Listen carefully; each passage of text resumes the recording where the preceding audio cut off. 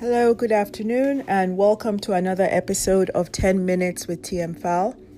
Today we're going to talk about forgiveness, what it means to forgive someone, and the benefits of forgiveness to you as a person. And so thinking about forgiveness as ultimately a gift to yourself. So what is forgiveness?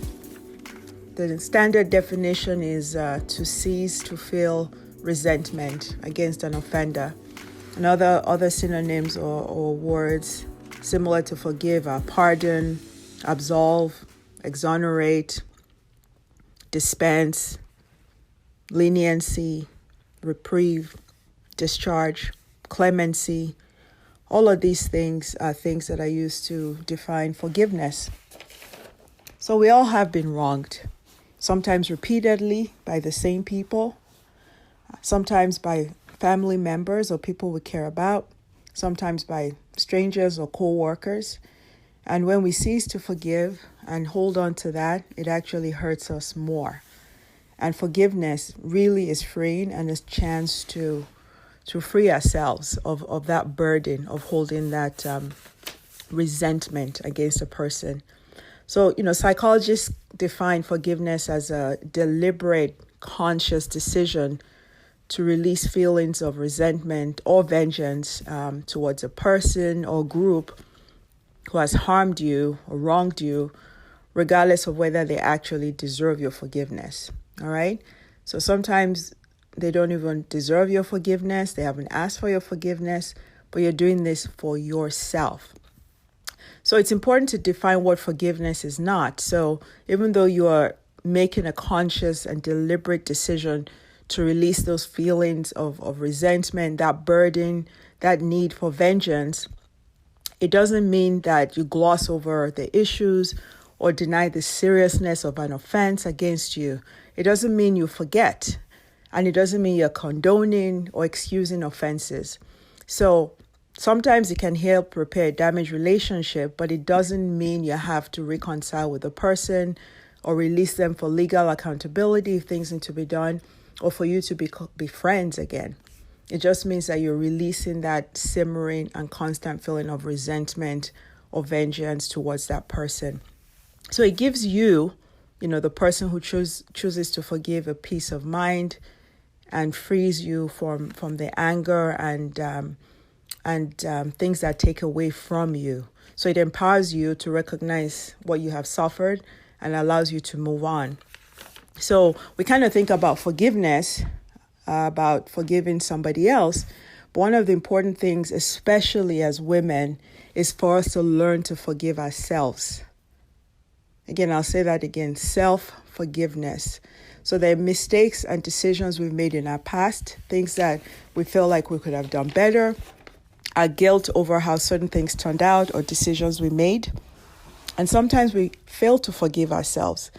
And we actually have this simmering resentment, sometimes towards ourselves or decisions we made. Sometimes if we choose not to forgive ourselves, we feel like we deserve certain things that happened to us because of what happened in the past.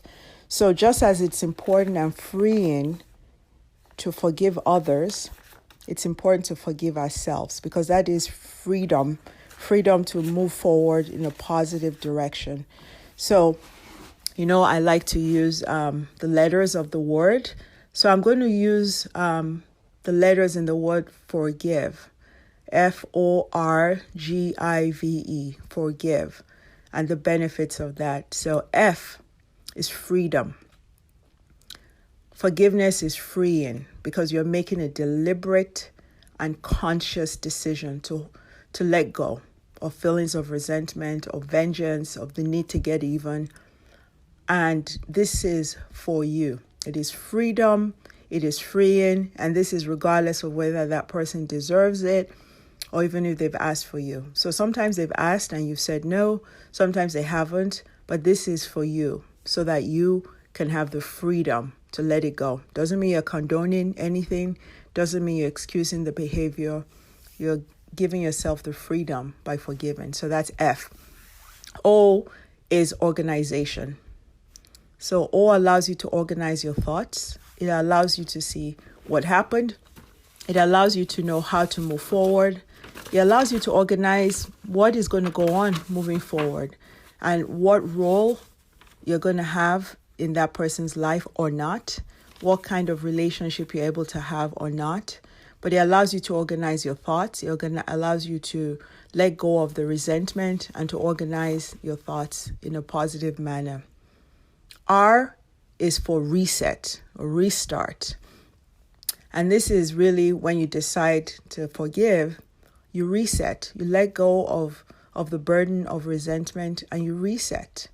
And during that period of reset, you also allow yourself to move forward, freer of the burden, and you reset in terms of where and how relationships or any will happen in the future. G is a gift.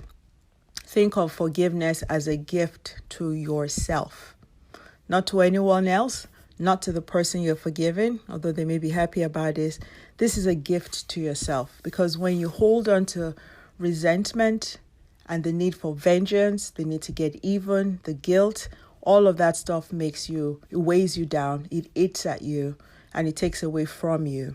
So G is for gift. Forgiveness is a gift to yourself. I is introspection. So this is that stillness that comes from you going within and scanning yourself, scanning for your priorities, your values, and scanning for that particular situation, what got you to the point where you came to that decision of conscious and deliberate forgiveness, and a period of stillness to reflect on what that resentment may have taken from you, the joy it may have taken for you, the negative thoughts it put in your mind, and a period of introspection to identify those things and delete them and choose to move forward in a positive direction. V is viability. So this is when you decide, just like in organization and introspection, is anything viable? When you choose to forgive that person, if it was a minor offense against you, is there any viability in that relationship? Are you able to be in a relationship with them, a friendship, whatever it is, work relationship, family relationship? What is the viability of that relationship? And is it a changed relationship, or is it one that is able to reset and go right back to before? That takes a lot of organization of your thoughts and introspection to decide if that relationship is viable at all, even after you've forgiven the person. And the E is energy, energized to move forward. So when you let go of resentment, it's a burden and weight lifted off your shoulders, off your heart, off your soul.